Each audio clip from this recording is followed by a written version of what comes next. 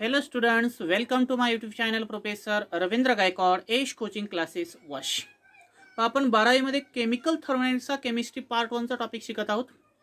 त्या टॉपिकमध्ये आपण काल एक डिफरन्स पाहिला होता शेवटला. What is the exothermic and endothermic reaction. की एक्झोथर्मिक आणि एंडोथर्मिक रिएक्शन मधला डिफरन्स आपण कंपेअर केला होता. त्यानंतर summation of enthalpy of product जर जास्त असेल तर ती एंडोथर्मिक रिएक्शन असते आणि summation of enthalpy of product हा रिएक्टंटपेक्षा कमी असेल तर ती एक्झोथर्मिक रिएक्शन असते. त्यानंतर एंडोथर्मिक रिएक्शनमध्ये डेल्टा आर एच जर पाहिला आपण तर तो पॉझिटिव्ह असतो आणि एक्झोथर्मिक रिएक्शनमध्ये डेल्टा आर एच जर पाहिला तर तो निगेटिव्ह असतो. म्हणजे हे आपण कालच्या लेक्चरमध्ये पाहिलं होतं. तसं आजच्या लेक्चरमध्ये आपण एक थर्मोकेमिकल इक्वेशन पाहणार आहोत. स्टँडर्ड एन्थाल्पी ऑफ रिएक्शन कशाला म्हणायचं आणि standard state of the substance कशाला म्हणायचं, स्टँडर्ड एन्थाल्पी ऑफ कंबुशन कशाला म्हणायचं, असे वेगळ्या प्रकारचे जे बेसिक पॉईंट्स आहेत ते आपल्याला आजच्या लेक्चरमध्ये स्टडी करायचे आहेत. आजचा फर्स्ट पॉईंट आहे what is means by standard state of the substance. What is means by standard state of a substance. की स्टँडर्ड स्टेट ऑफ सबस्टन्स कशाला म्हणायचं ते आपल्याला फर्स्टली स्टडी करायचं. की what is means by standard state of substance. मग आता standard state of substance आहे म्हणजे काय असतं पहा. The substance are more stable at a pressure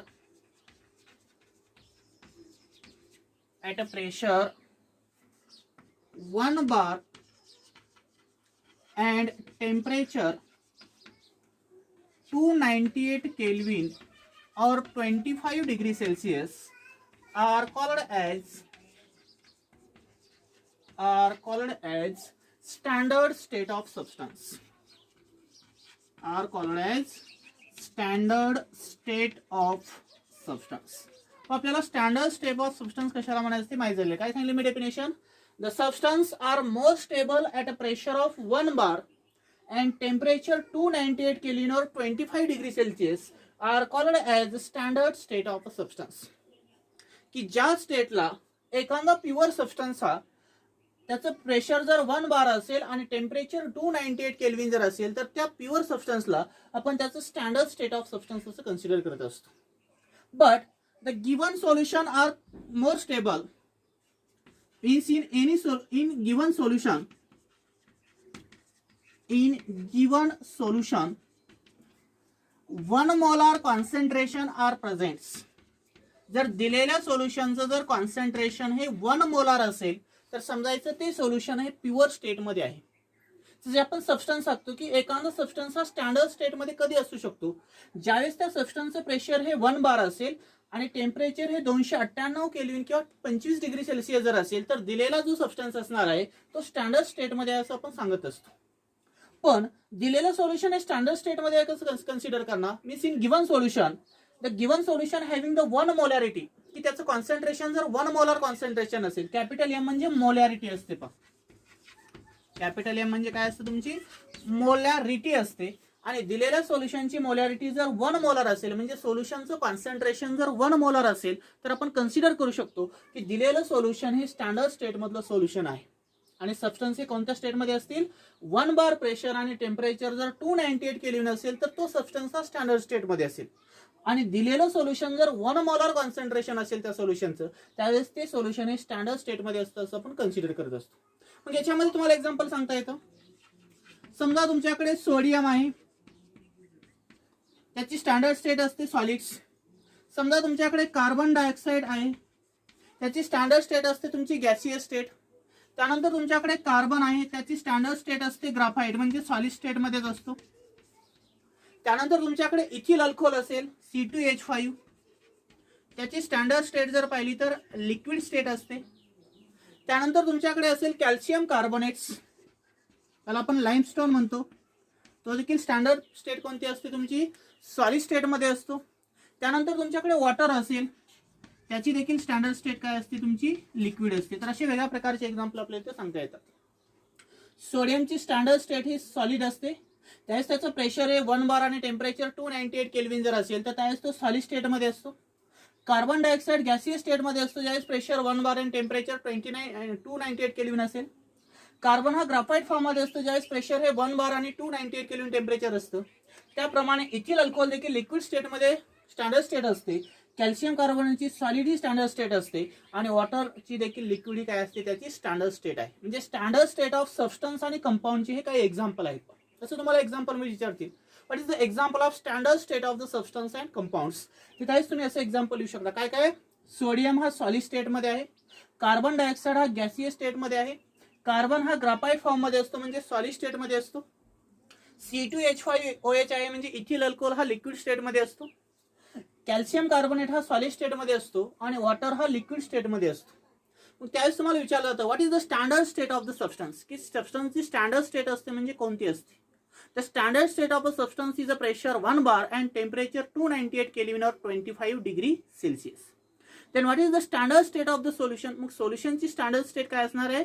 the standard state of the solution is the 1 molar concentration, की त्या सोल्युशनचं कॉन्सन्ट्रेशन किती असलं पाहिजे, 1 मोलार असलं पाहिजे. म्हणजे मोलॅरिटी असते, कॅपिटल एम म्हणजे काय असतो तुमचा मोलॅरिटी असते. याचा स्क्रीनशॉट काढून घ्या.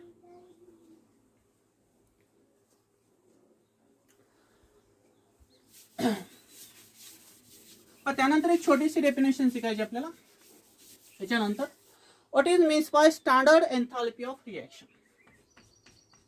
What is means by standard enthalpy of reaction.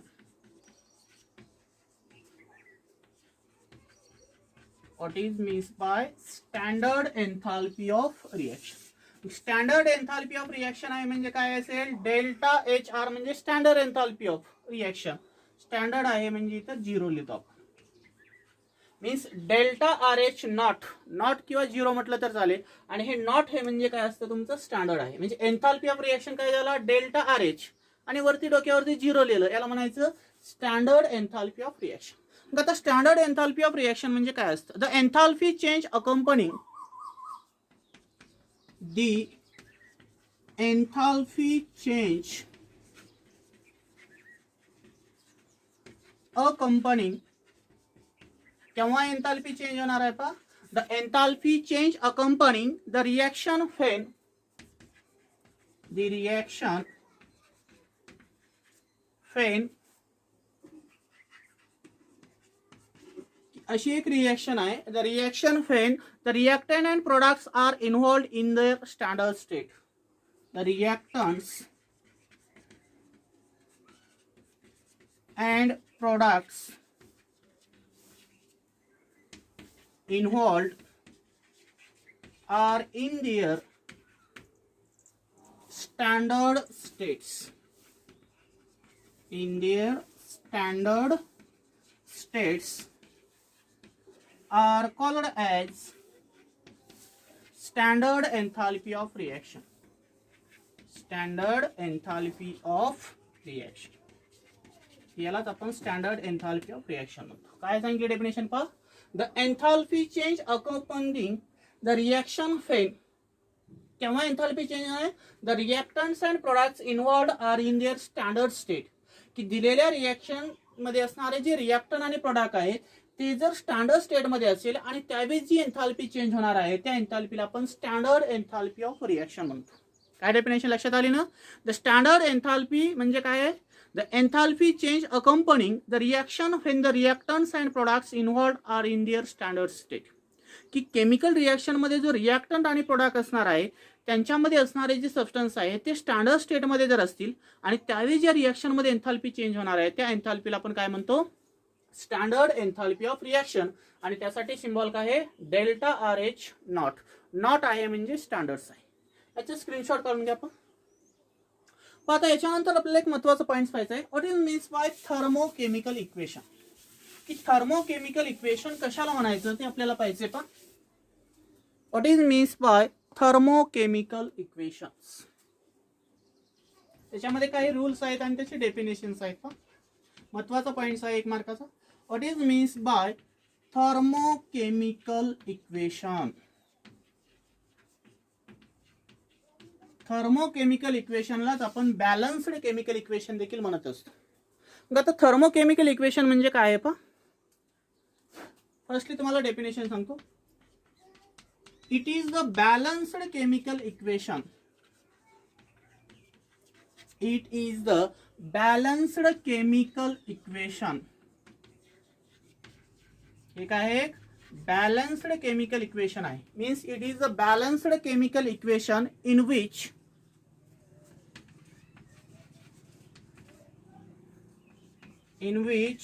the enthalpy change, याच्यामध्ये काय काय चेंज होणार आहे. In which the enthalpy change, त्यानंतर काय चेंज होऊ शकतं याच्यामध्ये फिजिकल स्टेट त्या सबस्टन्सच्या चेंज होऊ शकतात. फिजिकल स्टेट्स अँड आणि काय चेंज होऊ शकतं याच्यामध्ये. समजा तुमच्याकडे number of moles of reactants and the number of moles म्हणा किंवा अमाउंट्स म्हणा, नंबर ऑफ मोल्स और amounts of reactants, number of moles of reactants and products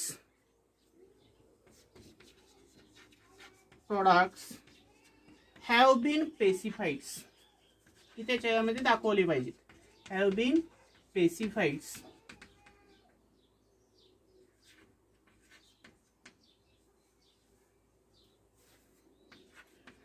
have been specified. आता पहा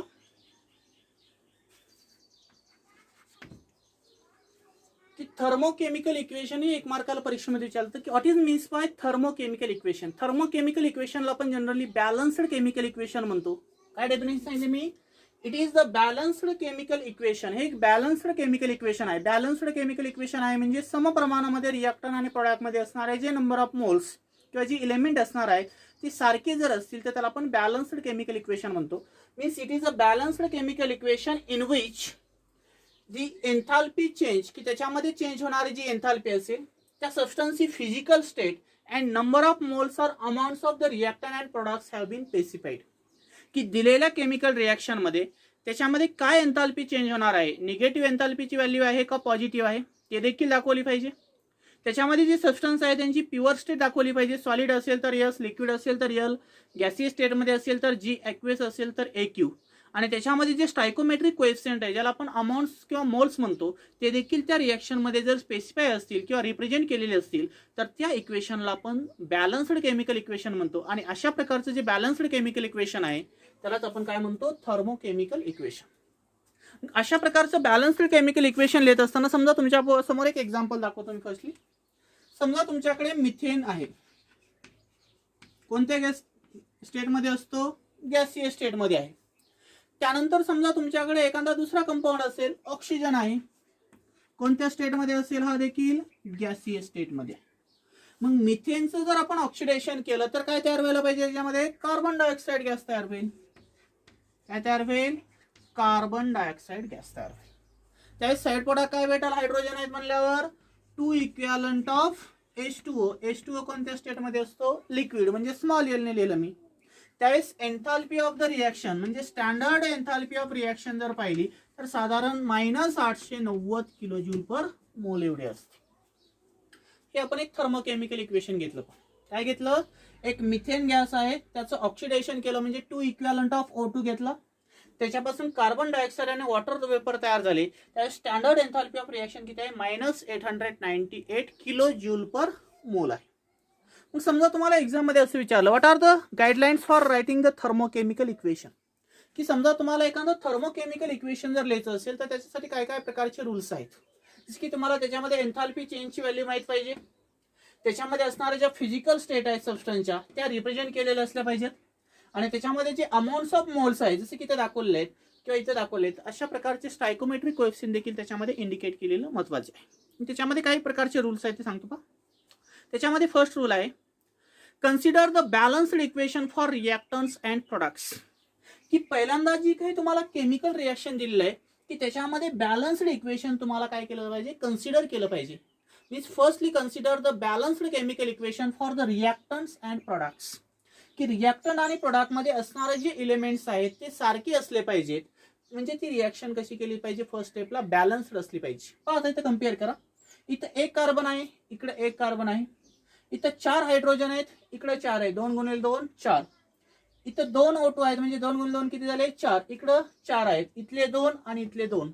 म्हणजे दोन्ही साईडला कार्बन, हायड्रोजन आणि ऑक्सिजनची संख्या सारखी आहे. म्हणजे दिलेली रिएक्शन ही कशी आहे, बॅलन्स्ड फॉर्म मध्ये आहे. म्हणजे फर्स्ट रूल काय सांगतो, consider the balanced equation of the reactant and product, की दिलेली केमिकल रिएक्शन ही बॅलन्स्ड फॉर्म मध्ये असली पाहिजे. लक्षात आलं ना बॅलन्स कशी करायची, की जेवढे रिएक्टंट मध्ये इलेमेंट्स आहेत तेवढेच प्रोडक्ट मध्ये असले पाहिजे, त्याला म्हणायचं बॅलन्स्ड केमिकल इक्वेशन.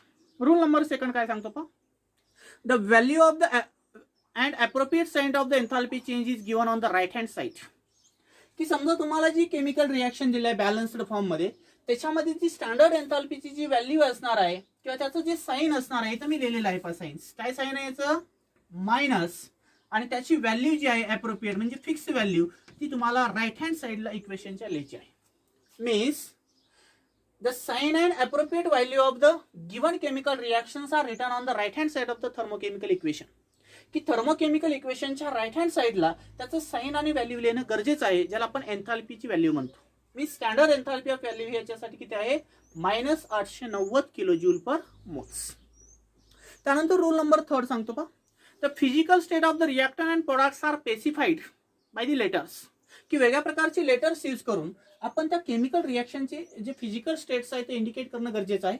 समजा तुमच्याकडे दिलेला सबस्टन्स जर सॉलिड स्टेट मध्ये असेल तर त्यावेळेस आपण लेटर एस चा यूज करतो. दिलेला सबस्टन्स जर तुमच्याकडे लिक्विड स्टेट मध्ये असेल तर त्यावेळेस आपण स्मॉल एल चा यूज करतो. दिलेला सबस्टन्स हा गॅसियस स्टेट मध्ये असेल तर आपण जी या सिम्बॉलचा यूज करतो स्मॉल, आणि दिलेला सबस्टन्स हा ॲक्वियस स्टेट मध्ये जर असेल तर त्यावेळेस आपण AQ चा यूज करत असतो. म्हणजे रूल नंबर 3 काय सांगतो पहा, in given balanced chemical equation if physical state are indicated, if solids are present in used as S letter, liquid असेल तर स्मॉल एल लेटरचा यूज करायचा, गॅस असेल तर स्मॉल जी चा यूज करायचा, आणि ॲक्वियस असेल तर AQ. आता दिलेल्या रिएक्शन मध्ये पहा, मिथेन हा एक नॅचरल गॅस आहे, सर्वांना माहिती आहे, ज्याला आपण मार्स गॅस म्हणतो. त्यावेळेस या मिथेनची स्टँडर्ड स्टेट जर पाहिली तर गॅसियस स्टेट मध्ये आहे, म्हणजे स्मॉल जी लिहिलं मी इथं फिजिकल स्टेट. नंतर ऑक्सिजन आहे म्हणजे एअर असते, एअर कोणत्या फॉर्म मध्ये आहे, गॅसियस स्टेट मध्ये, म्हणजे त्याची स्टँडर्ड स्टेट मी काय लिहिली, जी लिहिली, म्हणजे स्मॉल जी आहे म्हणजे गॅस आहे. मिथेन आणि ऑक्सिजनचं बर्निंग केलं म्हणजे ऑक्सिडेशन केलं, काय तयार झालं, carbon dioxide gas. Carbon dioxide हा गॅसियस स्टेट मध्ये असतो, म्हणजे स्मॉल जी लिहिलं आपण फिजिकल स्टेट. त्याच्यापासून वॉटर वेपर तयार झाले, वॉटर वेपर हे लिक्विड स्टेट मध्ये असतात, म्हणजे काय लिहिलं मी, स्मॉल एल. म्हणजे रूल नंबर 3 सांगतो पहा, the physical state of the reactant and products are specified by the letter S for solid, L for liquid, G for solid and AQ for aqueous, but delta RH naught value refers to the physical state of the substance, those appear in the equation. पण आता physical state आपण आहे तशा लिहिल्या, पण तुमची जी delta RH naught ची value जी असणार आहे ती व्हॅल्यू ॲज इट इज राहील, त्याच्यामध्ये काय चेंजेस होणार आहे का, नाही. आता रूल नंबर 4 आहे पहा, the given value of delta RH naught assumes that the reaction occurs in given direction. की समजा आपण ही रिएक्शन लिहिलंय आणि याच्यामध्ये डेल्टा RH नॉट ची व्हॅल्यू समजा इथे दिलेली आहे मायनस. मग ही जर व्हॅल्यू मायनस असेल आणि ती जर आपल्याला कोणत्या डिरेक्शनला आहे, समजा ही फॉरवर्डची डिरेक्शन आहे, मग ही फॉरवर्ड डिरेक्शन असेल तर त्यावेळेस त्या रिएक्शनची व्हॅल्यू काय असणार आहे, मायनस. पण हीच रिएक्शन जर आपण बॅकवर्डला लिहायची असेल तर इथं व्हॅल्यू फक्त काय होईल, मायनसच्या ऐवजी प्लस येईल, म्हणजे तिथं साइन काय होईल, त्या सबस्टन्सचं चेंज झालेलं दिसेल. Means if the reaction are return in reverse form, पण हीच रिएक्शन जर आपण रिव्हर्स फॉर्म मध्ये जर लिहिली तर डेल्टा RH नॉटचं जे मॅग्निट्यूड असणार आहे ते मॅग्निट्यूड ॲज इट इज राहील, but there is changing the sign, पण त्याचं साइन काय होणार आहे, चेंज होणार आहे. मग आता ही रिएक्शन रिव्हर्स कशी लिहू शकता पहा, समजा तुम्हाला ही रिएक्शन रिव्हर्स लिहायची, कसं लिहिणार मग, CO2 in gaseous state plus 2 equivalent of H2O in liquid state two gives methane in gaseous state plus 2 equivalent of O2 in gaseous state. काय स्टँडर्ड एन्थाल्पी ऑफ रिएक्शन काय येईल, delta RH naught is equal to, इथं minus होतं रिव्हर्सला काय येईल plus, पण magnitude 890 kilo joule per मोल आहे तसं राहून द्यायचं. Means delta RH naught for the reactions their opposite in sign but their magnitude are same. की त्याचं साइन अपोजिट असेल रिव्हर्स रिएक्शनला, इथं मायनस होतं इथं काय येईल प्लस येईल, पण त्याचं जे मॅग्निट्यूड आहे ते सारखंच राहील, तिथं चेंज करायचं नाही. आला रूल नंबर 4 लक्षात. की समजा फर्स्ट रिएक्शन आपण फॉरवर्डला लिहिली त्यावेळेस त्याचं साइन काय होतं, स्टँडर्ड एन्थाल्पी ऑफ रिएक्शनचं मायनस होतं आणि मॅग्निट्यूड किती होतं, 890 किलो जूल पर मोल. पण तीच रिॲक्शन जर समजा तुम्हाला एक्झाम मध्ये रिव्हर्स ल्या म्हणून विचारलं, तर हा जो प्रोडक्ट आहे तो रिॲक्टंटच्या जागी घेतला आणि रिॲक्टंट आपण प्रोडक्टच्या जागी घेतला, म्हणजे ही रिॲक्शन काय झाली, रिव्हर्स झाली. CO2 प्लस ट्वाइस H2O काय तयार झाला, मिथेन प्लस ट्वाइस O2. त्या स्टँडर्ड एन्थाल्पीची व्हॅल्यू काय होईल, त्याचं साइन चेंज करायचं. फॉरवर्डला काय होतं मायनस, आता बॅकवर्डला काय घेतलं मी, प्लस घेतलं. त्यावेळेस मॅग्निट्यूड चेंज केलं का, त्याची व्हॅल्यू नाही, 890 ला 890च राहून दिले. म्हणजे मॅग्निट्यूड आहे असं राहून द्यायचं, फक्त त्या रिॲक्शनचं साइन काय करायचं, चेंज करायचं. आता शेवटचा रूल आहे, when the coefficient indicating the number of moles of all substance in thermochemical equation are multiplied or divided by the certain numerical factors, the corresponding delta R is not need to be multiplied or divided by the same factors. समजा दिलेली अशी एक chemical reaction आहे. मग ह्या chemical रिॲक्शनला जर समजा तुम्हाला 2 ने मल्टिप्लाय करायला सांगितलं असेल किंवा 3 ने मल्टिप्लाय करायला सांगितलं असेल, तर ह्या रिॲक्शनला देखील मल्टिप्लाय करायचं आणि त्याच्यामध्ये असणाऱ्या जी डेल्टा आर एस नॉटची व्हॅल्यू आहे त्याला देखील मल्टिप्लाय करायचं. किंवा ह्या रिॲक्शनला तुम्हाला 2 ने डिवाइड करायला सांगितलेलं असेल किंवा 4 ने डिवाइड करायला सांगितलेलं असेल, तर ओव्हरऑल रिॲक्शनला देखील डिवाइड करायचं आणि जे तुमचं मॅग्निट्यूड आहे त्याला देखील काय करायचं, डिवाइड करायचं. जे दिलेल्या थर्मोकेमिकल इक्वेशन मध्ये जर मल्टिप्लिकेशन दिलेलं असेल तर केमिकल रिॲक्शनला आणि त्याच्या व्हॅल्यूला देखील मल्टिप्लाय करायचं. डिव्हायडेशन दिलेलं असेल तर त्या रिॲक्शनला देखील डिवाइड करायचं आणि ओव्हरऑल तुमच्या मॅग्निट्यूडला देखील काय करायचं, डिवाइड करायचं. समजा कन्सिडर करा की ही रिॲक्शन समजा तुम्हाला काय करायला सांगितली, त्यांनी 2 ने मल्टिप्लाय करायला सांगितली. कसं लिहिणार, इथं नंबर ऑफ मोल्स काय आहेत, 0 आहेत. मग 2 ने जर मल्टिप्लाय केलं तर काय येईल, 2CH4 in gaseous state plus 2 × 2 किती होईल, 4O2 इन गॅसियस स्टेट. 2 ने मल्टिप्लाय केलं काय नाही म्हणजे 2CO2 in gaseous state plus 2 ने मल्टिप्लाय केलं 4H2O इन लिक्विड स्टेट. त्यावेळेस डेल्टा आर एच नॉट जर पाहिलं तर साइन आहे तसं राहील. मग 890 ला जर आपण 2 ने मल्टिप्लाय केलं तर काय होईल, 92 18 4 1 1 17 म्हणजे किती येईल, 1780 किलो जूल एवढी व्हॅल्यू आहे. इथं काय करायचं पहा, दिलेल्या थर्मोकेमिकल इक्वेशन मध्ये ज्या व्हॅल्यूने आपल्याला मल्टिप्लाय किंवा डिवाइड करायला सांगितले आहे ते ओव्हरऑल रिॲक्शनला देखील मल्टिप्लाय आणि डिवाइड करायचं आणि जे तुमचे साइन आहे त्या साइनचं मॅग्निट्यूड जे आहे, साइन आहे तसं राहून द्यायचं, पण जी व्हॅल्यू आहे डेल्टा आर एस नॉटची त्याला देखील मल्टिप्लाइड किंवा डिवाइड करायचं. तर अशा प्रकारचे हे 5 रूल आहेत ज्याच्या आधारे आपण एक थर्मोकेमिकल इक्वेशन रिप्रेझेंट करत असतो. तशाच प्रकारचं तुम्हाला एक दुसरं एक्झाम्पल दाखवतो पण. समजा तुमच्याकडे आहे इथिलीन गॅस आहे C2H2 प्लस दुसरा दिलेला आहे तुमच्याकडे O2 आणि याच्यापासून आपल्याला काय तयार करायचं आहे, कार्बन डायऑक्साइड आणि H2O. कार्बन डायऑक्साइड आणि काय तयार करायचं आहे, H2. त्यावेळेस याच्यामध्ये स्टँडर्ड एन्थाल्पी ऑफ रिॲक्शन जर पाहिली तर त्याची व्हॅल्यू तुम्हाला काहीतरी दिलेली असेल. समजा ही दिलेली आहे -1300 kilo joule. First rule number first काय सांगतो आपल्याला की दिलेली केमिकल रिॲक्शन ही बॅलन्स्ड फॉर्म मध्ये आहे का ते कम्पेअर करायचं. Means in given chemical reaction are balanced form, की त्याच्यामधले नंबर ऑफ रिॲक्टन्स आणि प्रोडक्ट हे बॅलन्स आहेत का ते बघायचे. बघा इथं 2 कार्बन आहेत, इकडे एकच दिसतो. इथं 2 हायड्रोजन आहेत, इकडे 2 आहेत. इथं 2 ऑक्सिजन आहेत, इकडे 3 आहेत. बॅलन्स्ड आहे का नाही. पहिल्यांदा ह्या रिॲक्शनला बॅलन्स करून घ्यायचं. ह्या रिॲक्शनला बॅलन्स करत असताना कसं बॅलन्स करणार पहा, C2H2 5/2. आता पहा इथं 2 आहेत म्हणून इथं किती घ्यावं लागेल, 2. आता इथं हायड्रोजन किती आहेत, 2. 2 × 2 4 आणि इथलं 1 5. म्हणजे आता पहा रिॲक्शन बॅलन्स झाली. इथं 2 कार्बन आहेत, इथं 2 कार्बन आले. इथं 5 ऑक्सिजन आहेत, इथं 2 आणि 2 4 आणि 1 5. इथं 2 हायड्रोजन, इथं 2 आहेत. म्हणजे रूल नंबर फर्स्ट आपल्याला माहित झाला. आता रूल नंबर सेकंड काय सांगतो पहा याच्यामध्ये, की त्याची व्हॅल्यू जी असणार आहे ती अप्रोप्रिएट व्हॅल्यू आणि साइन राईट हँड साइडला लिहायचं. डेल्टा आर एच नॉट आहे इथं. डेल्टा आर एच नॉट म्हणजे काय, स्टँडर्ड एन्थाल्पी ऑफ रिॲक्शन. मग त्याचं साइन काय असणार आहे, रिॲक्शन मध्ये ऑक्सिडेशन होतं. ऑक्सिडेशन होते म्हणजे हीट इव्हॉल्व होत असते, म्हणजे साइन काय असणार आहे, निगेटिव्ह साइन आहे. आणि त्याची व्हॅल्यू जर पाहिली तर ती व्हॅल्यू आहे 1300 किलो जूल पर मोल. किती आहे, 1300 किलो जूल पर मोल. रूल नंबर थर्ड काय सांगतो की जे रिॲक्टन आणि प्रोडक्ट आहे त्यांची गॅसियस स्टेट लेणं महत्वाचं आहे. की त्याच्यामध्ये तो सबस्टन्स कोणत्या स्टेटमध्ये आहे तो लिहिणं गरजेचं आहे. मग इथं C2H4 आहे म्हणजे इथिलीन आहे. इथिलीन हा प्युअर स्टेटमध्ये गॅसियस स्टेटमध्ये असतो. 5/2O2 आहे म्हणजे हा गॅसियस स्टेटमध्ये ऑक्सिजन आहे म्हणजे स्मॉल जी लिहिला. कार्बन डायऑक्साईड देखील कोणत्या स्टेटमध्ये असतो गॅसियस स्टेटमध्ये. आणि वॉटर कोणत्या स्टेटमध्ये असतो तुमचं लिक्विड स्टेटमध्ये. म्हणजे रोल नंबर 3 च्या आधारे आपण काय लिहिलं की C2H4 जर पाहिला C2H2 जर पाहिला पण सॉरी मी याला काय म्हटलं इथिलीन, तर हा इथिलीन आहे ऍसिटिलीन गॅस आहे. ऍसिटिलीन जर आपण कम्पेअर केलं तर हा गॅसियस स्टेटमध्ये आहे. ऑक्सिजन देखील गॅसियस स्टेटमध्ये आहे. कार्बन डायऑक्साईड गॅसियस स्टेटमध्ये आहे आणि वॉटर देखील कोणत्या स्टेटमध्ये आहे तुमचा लिक्विड स्टेटमध्ये. म्हणजे रूल नंबर 3 च्या आधारे काय लिहिले आपण त्याच्या फिजिकल स्टेट ह्या कम्पेअर केलेल्या आहेत. मग समजा आता रूल नंबर 5 आहे की समजा याच्यामध्ये ही रिॲक्शन आपल्याला रिव्हर्स लिहायला सांगितलेली असेल तर कशी लिहिणार ही रिव्हर्स रिॲक्शन पहा.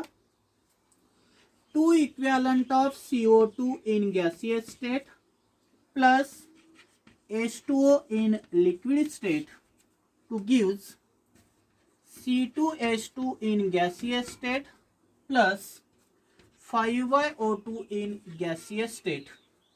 त्यावेळेस स्टँडर्ड एन्थाल्पी ऑफ रिॲक्शनचं साइन काय होईल फक्त चेंज होईल. फॉरवर्डला मायनस होतं, बॅकवर्डला काय होईल हीट एनर्जी ऍब्सॉर्ब करेल म्हणजे प्लस येईल, पण त्याचं मॅग्निट्यूड आहे तसं राहील किती 1300 किलोजूल पर मोल. आता याच इक्वेशनला जर समजा 2 ने मल्टिप्लाय करायला सांगितले तर कसं लिहिणार पहा. मल्टिप्लाइड बाय 2 रूल नंबर 5 जर आपण यूज केला तर ह्या इक्वेशनला आपण 2 ने जर मल्टिप्लाय केलं ह्या इक्वेशनला तर काय येईल पहा. 2C2H2 in gaseous state plus 2 into 5/2O2 in gaseous state म्हणजे 2 कॅन्सल होईल. जिथे शिल्लक काय राहील तुमचा 5O2 राहील शिल्लक. लक्षात राहू द्या. म्हणजे इथं 2 जर घेतला तर काय होईल तुमचं असं केलेलं आहे मी इथं कॅल्क्युलेशन पहा. 2 into 5/2 2 10 भागिले 2 किती येईल 2 10 म्हणजे शिल्लक किती राहतो इथं साधारण 5 येतात. लक्षात. तर इथं किती आले 5O2 नंतर इथं 2C2H2 सॉरी 2CO2 2 ने जर याला मल्टिप्लाय केलं तर किती असेल 2 into 2 4CO2 in gaseous state. इथं काय नाही म्हणजे काय येईल 2 ने मल्टिप्लाय करायचं 2H2O इन लिक्विड स्टेट. इकडे काय येईल delta RH not minus 1300 kilojoule. किती येईल 1300 किलोजूल. म्हणजे दिलेल्या इक्वेशनने जर आपल्याला 2 ने मल्टिप्लाय करायला सांगितलं तर अशी रिॲक्शन लिहू शकतो. टाइस C2H2 in gaseous state plus 5O2 in gaseous state two gives 4CO2 in gaseous state plus twice H2O in liquid state. मग आता इथं ह्या व्हॅल्यूला देखील मल्टिप्लाय करा. 1300 गुणिले 2 केलं तर किती होईल 2600 म्हणजे इथं काय येईल मायनस 260 किलोजूल की 2600 किलोजूल आहे. ती नंतर तुम्हाला ही 2 नंबरची रिॲक्शनला 2 ने मल्टिप्लाय करायला सांगितलं तर तशाच प्रकारे तुम्ही त्याचं मल्टिप्लिकेशन करू शकता आणि मल्टिप्लिकेशन केल्यानंतर इथं व्हॅल्यू काय येईल फक्त प्लस 2600 किलोजूल पर मोल. म्हणजे आपण रूल नंबर 5 इथं यूज करू शकतो. तर अशा प्रकारे ही रिॲक्शन तुम्हाला एक्झाममध्ये रिव्हर्सला म्हणून विचारतील किंवा त्याला 2 ने मल्टिप्लाय करा 3 ने मल्टिप्लाय करा किंवा 2 ने डिवाइड करा 5 ने डिवाइड करा अशा प्रकारचा क्वेश्चन असतो. तर त्यावेळेस तुम्हाला ती रिॲक्शन थर्मोकेमिकल रूलच्या आधारे ते कम्पेअर करता आलं पाहिजे. लक्षात आलं. कोणकोणते रूल सांगितले मी की फर्स्टली दिलेली केमिकल रिॲक्शन बॅलन्स्ड आहे का नाही ते बघून बघायचं. रिॲक्टन आणि प्रोडक्टमध्ये एलिमेंट सारखे आहेत का ते कम्पेअर करायचे. रिॲक्शन बॅलन्स केल्यानंतर त्याची जी डेल्टा RH नॉटची व्हॅल्यूचे साइन आणि मॅग्निट्यूड राईट हँड साईडला लिहून घ्यायचं जे दिलेलं असेल ते रिॲक्शनच्या आधारे.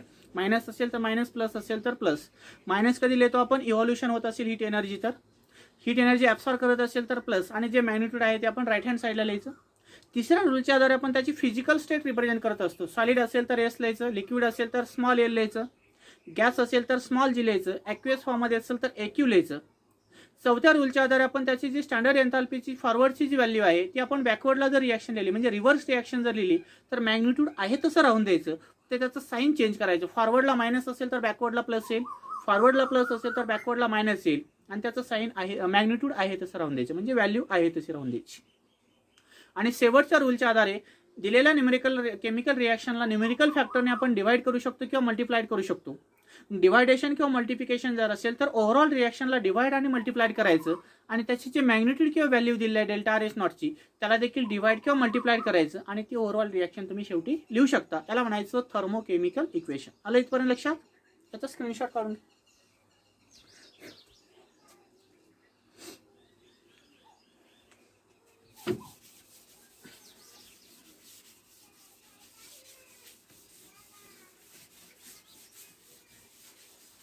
पण त्यानंतर आपल्याला एक महत्त्वाचा पॉईंट शिकायचा आहे. What is means by standard enthalpy of formation.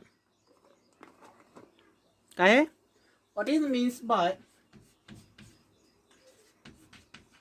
Standard enthalpy of formation.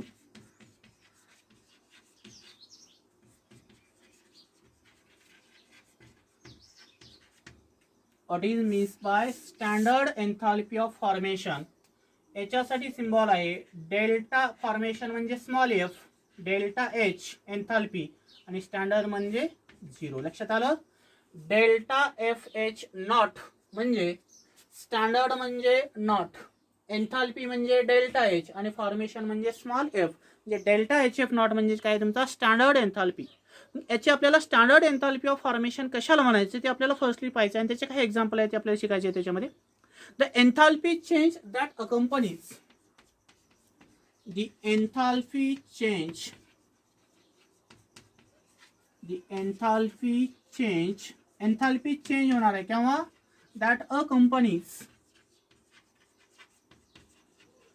की दिलेल्या केमिकल रिएक्शन मध्ये काही ना काही एन्थाल्पी चेंज होणार आहे. अ reaction in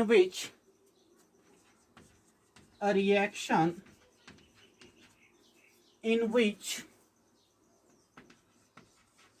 a reaction in which one mole, किती मोल सबस्टन्स घ्यायचा आपल्याला? a reaction in which 1 mole of pure compound in its standard state, 1 mole of pure compounds in its standard state, की दिलेला जो 1 मोल कंपाऊंड आहे तो तुमचा स्टँडर्ड स्टेट मध्ये असला पाहिजे. इन इट स्टँडर्ड स्टेट, की 1 मोल जो तुमचा जो सबस्टन्स दिला आहे किंवा जो कंपाऊंड आहे तो स्टँडर्ड स्टेट मध्ये असणं गरजेचं आहे. इज फॉर्मड फ्रॉम, कशापासून तयार होईल? इज फॉर्मड फ्रॉम इट्स, कशापासून तयार होऊ शकतो? Formed from its elements in their standard state. Formed from its elements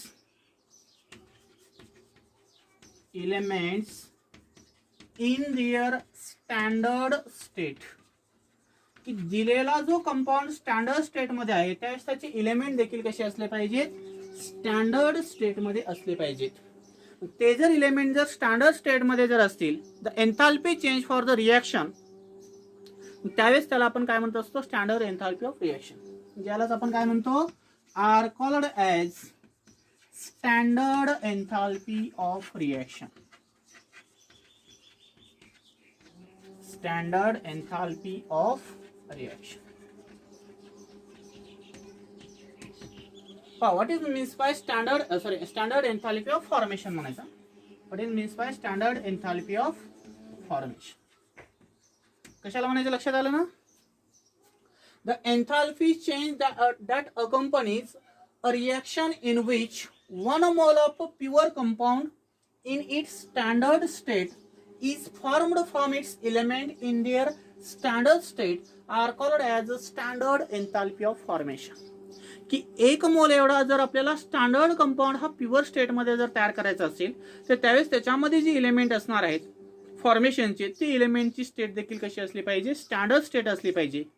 Means standard state of the elements is used to form standard state of the pure compounds. The given change in enthalpy are also called as the enthalpy of formation. त्यालाच आपण काय म्हणतो? Standard enthalpy of formation. की समजा तुम्हाला water molecule तयार करायचं. Water molecule तयार करत असताना तुम्हाला हायड्रोजन आणि ऑक्सिजन हे प्युअर स्टेटमध्ये एलिमेंट असणं गरजेचं आहे. मग हायड्रोजन हा गॅसियस स्टेटमध्ये असतो आणि ऑक्सिजन देखील गॅसियस स्टेटमध्ये असतो. त्यावेळेस वॉटरची प्युअर स्टेट ही लिक्विड स्टेटमध्ये असते. मग हा वॉटर हा हायड्रोजन आणि ऑक्सिजन पासून तयार करण्यासाठी जी एन्थाल्पी चेंज होणार आहे त्याला आपण स्टँडर्ड एन्थाल्पी ऑफ फॉर्मेशन म्हणतो. लक्षात आलं definition. The enthalpy change that accompanies a reaction in which 1 mole of pure compound in its standard state, की 1 मोल मधला प्युअर कंपाऊंड जर आपल्याला स्टँडर्ड स्टेट मध्ये जर तयार करायचं असेल, is formed from its elements in their standard state, त्यास त्याची एलिमेंट देखील स्टँडर्ड स्टेट मध्ये असणं गरजेचं आहे. आणि जी काही एन्थाल्पी चेंज होणार आहे त्या एन्थाल्पीला आपण स्टँडर्ड एन्थाल्पी ऑफ फॉर्मेशन असं म्हणत असतो. समजा कन्सिडर करा, फॉर एक्झाम्पल तुमच्याकडे हायड्रोजन आहे, कोणत्या स्टेटमध्ये असतो प्युअर स्टेट त्या एलिमेंटची, गॅसियस स्टेट आहे. तुमच्याकडे 1/2 O2 आहे, म्हणजे एक नासेंट ऑक्सिजन आपल्याला घ्यायचा आहे सिंगल, म्हणून 1/2 घेतलं मी. सिंगल घ्यायचं असेल तर 1/2, आणि एकच घ्यायचं असेल तर आपल्याला आपण डायरेक्ट O2 लिहू शकतो, 2 घ्यायचं असेल तर, पण आपल्याला एकच ऑक्सिजन घ्यायचा म्हणून इथं लिहिलं काय मी 1/2 O2. त्यावेळेस काय तयार होईल, H2O इन लिक्विड स्टेट. इथले 2 हायड्रोजनची प्युअर स्टेट काय आहे, गॅसियस स्टेट. आलं लक्षात. ऑक्सिजनची स्टेट काय आहे तुमची, प्युअर गॅसियस स्टेट आहे.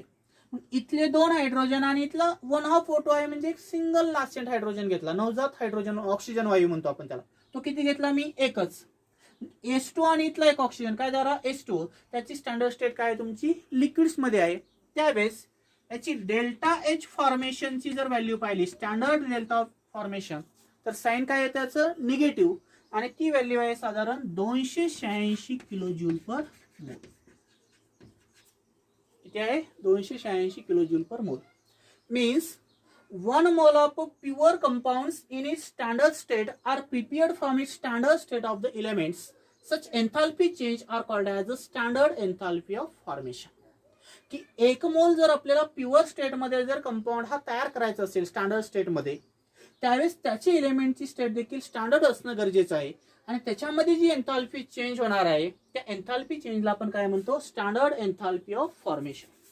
काय म्हणायचं त्याला, स्टँडर्ड एन्थाल्पी ऑफ फॉर्मेशन. मग काय एक्झाम्पल घेतलं मी, H2 in gaseous state plus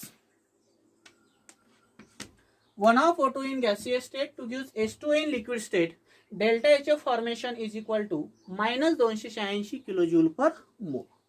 समजा तुम्हाला दुसरं एक्झाम्पल विचारलं, कार्बनची स्टँडर्ड स्टेट तुम्हाला माहित झालेली आहे, कोणती होती, ग्राफाइट सांगितली होती मी, बरोबर. आणि तुम्हाला हायड्रोजन दिलेलं आहे 2 इक्विव्हॅलेंट मध्ये, हायड्रोजनची स्टँडर्ड स्टेट कोणती असते, गॅसियस स्टेट. मग 1 कार्बन आणि 4 हायड्रोजन आहेत, म्हणजे काय तयार होईल, CH4, म्हणजे मिथेनची गॅसियस स्टेट असते स्टँडर्ड स्टेट. त्यावेळेस त्याच्यामध्ये जी एन्थाल्पी ऑफ फॉर्मेशन असेल, डेल्टा HF0, याची व्हॅल्यू देखील काय असणार आहे, मायनस असेल. आणि समजा साधारण आपण ती घेतली 74.8 किलो जूल पर मोल. मग मिथेन गॅस हा स्टँडर्ड स्टेट मध्ये 1 मोल तयार करण्यासाठी आपण स्टँडर्ड स्टेट मधले कोणते 2 एलिमेंट यूज केले, कार्बन आणि हायड्रोजन. त्याच कार्बनची स्टँडर्ड स्टेट काय आहे, ग्राफाइट. हायड्रोजनची स्टँडर्ड स्टेट काय आहे, गॅसियस. त्याच मिथेन जो 1 मोल मध्ये प्युअर कंपाऊंड स्टँडर्ड स्टेट मध्ये तयार झाला, त्याची स्टँडर्ड स्टेट काय केली मी, गॅसियस लिहिली. काय येणार इथं, carbon is reacts with hydrogen two give methane, but this reaction is a hypothetical reaction. He reaction कशी आहे तुमची, हायपोथेटिकल रिॲक्शन आहे, म्हणजे कन्सिडर केलेली रिॲक्शन आहे. प्रॅक्टिकली असं कधीच होत नाही की कार्बन आणि हायड्रोजन मिक्स केला की मिथेन गॅस तयार होतो. हे फक्त थर्मोकेमिकल इक्वेशन कशा प्रकारे आपण इंडिकेट करू शकतो त्यासाठी हे दाखवलंय की 1 मोल कार्बन हा 2 मोल हायड्रोजन सोबत मिक्स झाल्यावर 1 मोल मिथेन गॅस तयार होत नाही practically, because it is a hypothetical reaction. He consider केलेली रिॲक्शन आहे. त्यामुळे असं कधीच घडून येत नाही की कार्बन आणि हायड्रोजन जर आपण एकत्र केले तर त्याच्यापासून मिथेन तयार होत नाही. फक्त आपल्याला ही डेफिनेशन फॉर्म कम्पेअर करायची की स्टँडर्ड एन्थाल्पी ऑफ फॉर्मेशन कसं तयार होतं, की 1 मोल प्युअर कंपाऊंड जर स्टँडर्ड स्टेटमध्ये जर तयार करायचं असेल तर त्याच्यामधले जे एलिमेंट असणार आहेत फॉर्मेशनचे, त्या एलिमेंटची स्टेट देखील स्टँडर्ड असणं गरजेचं आहे. आणि ते थेरॉटिकली आपण फक्त रिप्रेझेंट करत असतो. त्याच त्याचं साइन आणि मॅग्निट्यूड जे आहे डेल्टा एच फॉर्मेशन नॉटचं, ते आपण राईट हँड साईडला लिहितो. स्क्रीनशॉट काढून घ्या.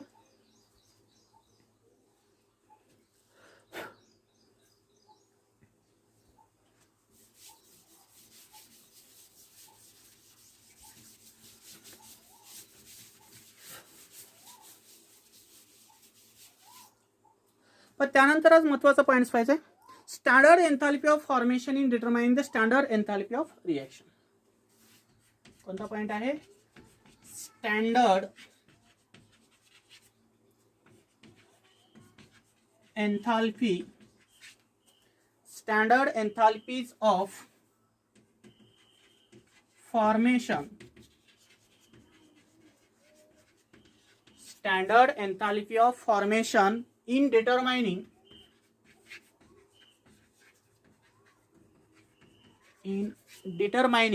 standard enthalpy of reaction, standard enthalpy of reaction, standard enthalpy of reaction. हा जो पॉइंट आहे याच्यावर पण तुम्हाला एक मार्काचा प्रॉब्लेम असतो. काय आहे? Compare the standard enthalpy of formation determine the standard enthalpy of reaction. The use of standard enthalpy of formation in determine the standard enthalpy of reaction. ते आपल्याला कंपेअर करायचं. मग हे कंपेअर करत असताना काय पाहिजे आपल्याला पहा. The standard enthalpy of formation of compounds are usually to determine the standard enthalpy of reaction. की स्टँडर्ड एन्थाल्पी ऑफ रिएक्शन जर आपल्याला कॅल्क्युलेट करायचं असेल तर आपल्याला त्या रिएक्शनची स्टँडर्ड एन्थाल्पी ऑफ फॉर्मेशन माहीत असणं गरजेचं आहे. Means firstly we know that the standard enthalpy of formation of the compounds are usually to determine the standard enthalpy of the reaction. की कुठल्याही केमिकल रिएक्शनची जर तुम्हाला स्टँडर्ड एन्थाल्पी ऑफ रिएक्शन जर कॅल्क्युलेट करायची असेल तर त्या रिएक्शनची तुम्हाला स्टँडर्ड एन्थाल्पी ऑफ फॉर्मेशन माहीत असणं गरजेचं आहे. मग कॅल्क्युलेशन हे स्टँडर्ड एन्थाल्पी ऑफ फॉर्मेशन आणि standard enthalpy of reaction of कंपाउंडचं कंपेअर करण्यासाठी त्याच्यामध्ये आपल्याला काही प्रकारचे रूल यूज करायचे. त्याच्यामध्ये फर्स्ट रूल आहे पहा, standard enthalpy of formation of element is 0. की याच्यामध्ये जर आपण रूल नंबर फर्स्ट जर कंपेअर केला तर standard एन्थाल्पीज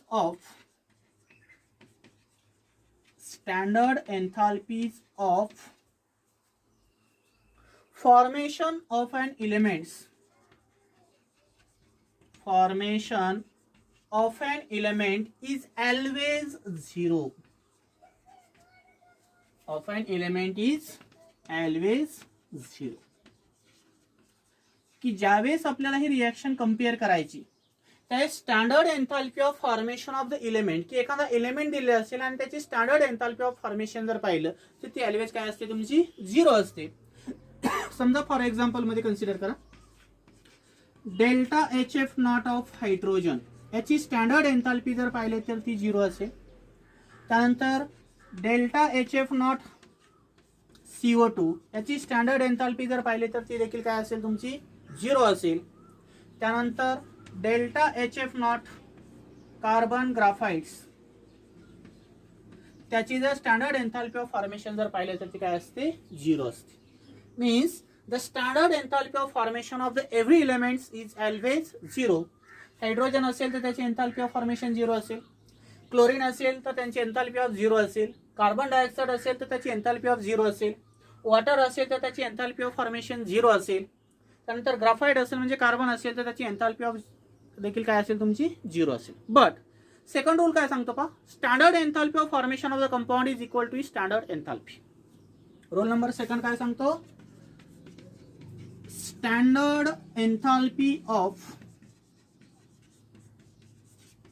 standard enthalpy of formation is equal to its standard enthalpy,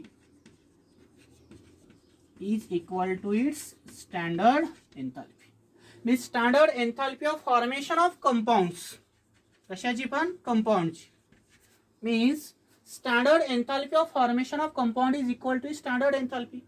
समजा तुमच्याकडे त्या कंपाउंडची स्टँडर्ड एन्थाल्पी फॉर्मेशन दिलेली असेल, जिथे आपण लिहू शकतो दॅट इज म्हणून पहा delta HF naught of compounds is always equal to this standard enthalpy of formation of compounds. Standard enthalpy of formation of compounds. या दोन रूल आपल्याला फर्स्टली माहित पाहिजेत. ज्यावेळेस आपण स्टँडर्ड एन्थाल्पी ऑफ फॉर्मेशन आणि standard enthalpy of reaction compare करतो की एन्थाल्पी ऑफ फॉर्मेशनच्या आधारे आपल्याला स्टँडर्ड एन्थाल्पी ऑफ रिएक्शन जर एक्झाम मध्ये विचारलेले असेल, जे standard enthalpy of reaction calculate करायची, पण कशाच्या आधारे करायची, स्टँडर्ड एन्थाल्पी ऑफ फॉर्मेशन. त्यासाठी दोन रूल लक्षात राहू द्या की रूल नंबर फर्स्ट काय सांगतो, standard enthalpy of formation of an element is always 0.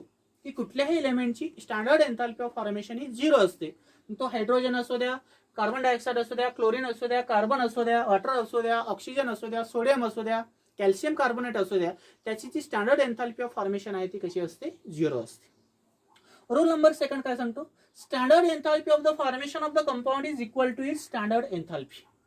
की एखाद्या कंपाऊंडची स्टँडर्ड एन्थाल्पी ऑफ फॉर्मेशन ही कशाच्या बरोबर असते, स्टँडर्ड एन्थाल्पी ऑफ रिएक्शनच्या बरोबर असते किंवा स्टँडर्ड एन्थाल्पीच्या बरोबर असते. म्हणजे काय येईल, delta H F naught of compound is equal to delta H naught of compounds.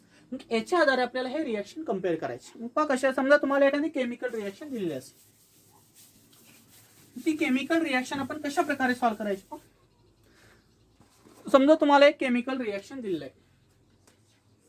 Consider a chemical reaction AA to gives BB to gives CC plus DD.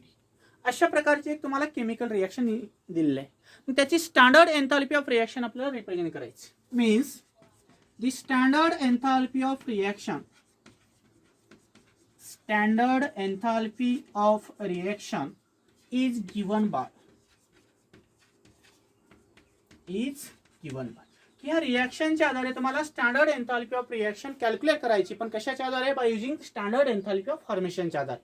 त्याच तुम्हाला एक रिएक्शन दिलेली असेल, ती रिएक्शन आपल्याला लिहायची. कशी लिहिणार पहा, काय कॅल्क्युलेट करायचं आहे. Therefore standard enthalpy of reaction, standard enthalpy of reaction म्हणजे delta RH naught is equal to काय येईल इथं पहा, ब्रॅकेटमध्ये प्रॉडक्ट मायनस रिएक्टंट असते. आपल्याला डेफिनेशन मध्ये माहिती झालेलं आहे. The difference between the sum of enthalpy of the products and sum of enthalpy of the reactants are called as enthalpy of the reaction. हे आपल्याला डेफिनेशन माहिती आहे. कसं लिहिणार, इथं प्रोडक्ट आहे तुमचा C, स्मॉल c आहे कोएफिशिएंट, बरोबर.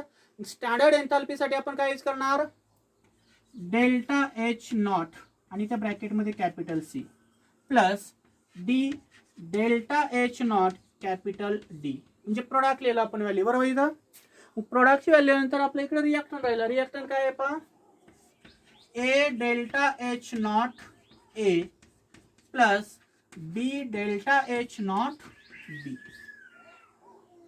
इथं काय लिहिलं पहा मी, delta RH naught is equal to product minus reactant. मी sum of enthalpy of product minus sum of enthalpy of reactant. आपल्याला ही डेफिनेशन माहिती. Sum of enthalpy of product म्हणजे काय, CC प्लस DD आहे. म्हणजे काय लिहिलं मी, C delta H naught C plus D delta H naught D minus, कारण त्याचा डिफरन्स घेतो आपण, A delta H naught A plus B delta H naught B. यालाच आपण कसं लिहू शकतो पहा, but since delta H naught is equal to delta H formation, हे आपल्याला माहित आहे. डेल्टा H नॉट म्हणजेच काय, तुमचा डेल्टा H फॉर्मेशन आहे. मी standard enthalpy of formation is equal to the standard enthalpy of the reaction. यालाच आपण कसं लिहिणार पहा, delta RH naught is equal to, मग आता delta H naught is equal to delta H formation आहे, मग त्याला आपण असं लिहू शकतो, C डेल्टा FH नॉट, इथं काय येईल capital C plus D delta HF naught capital D minus, इकडे काय येईल आता reactant, small a delta HF naught capital A plus small b delta HF naught capital B. म्हणजे काय लिहिलं इथं पहा, delta H naught is equal to delta HF naught आहे. म्हणजे standard enthalpy is equal to the standard enthalpy of formation. मग इथं आपण एन्थाल्पी फॉर्म मध्ये लिहिलं, तेच इक्वेशन आपण फॉर्मेशन फॉर्म मध्ये लिहिलं. स्मॉल c घ्यायचं इथं, small c delta HF naught C plus small d delta HF naught capital D minus small f delta FH naught capital A plus B delta HF naught capital B. यालाच आपण असं सांगू शकतो, therefore delta RH naught is equal to, मग हा म्हणजे काय असतो तुमचा, summation of enthalpy of formation of product, summation of enthalpy of products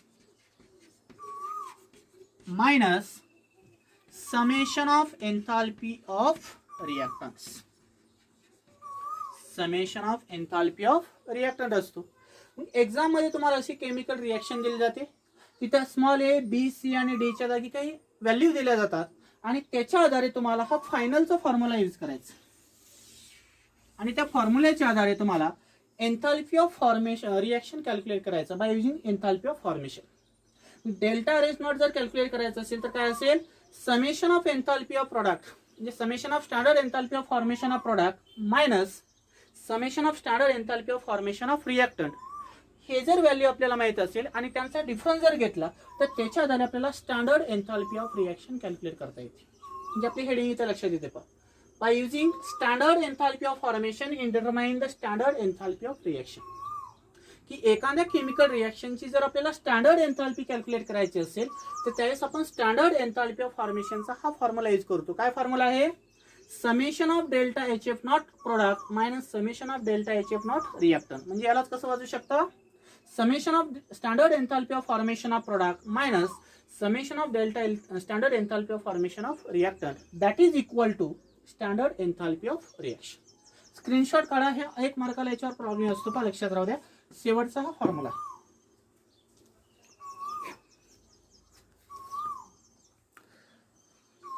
त्यानंतर आता एक शेवटचा पॉईंट पाहायचा, याच्यामध्ये छोटासा डेफिनेशन आहे की स्टँडर्ड एन्थाल्पी ऑफ कंबुशन कशाला म्हणायचं.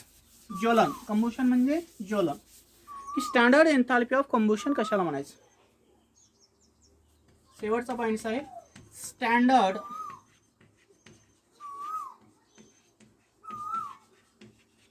Enthalpy of combustion. Standard enthalpy of combustion याच्यासाठी सिम्बॉल आहे delta C H naught. C म्हणजे combustion, delta C H naught. की what is means by standard enthalpy of combustion. काय डेफिनेशन करता येते पहा. The standard enthalpy of combustion of the substance is the standard enthalpy change accompanying the reaction in which 1 mole of a substance in its standard state is completely oxidized. When 1 mole of substance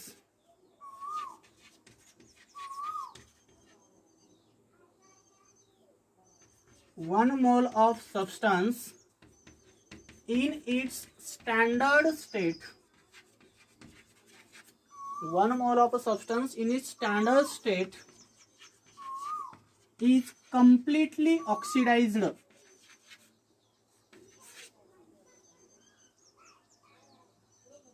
Completely oxidized by using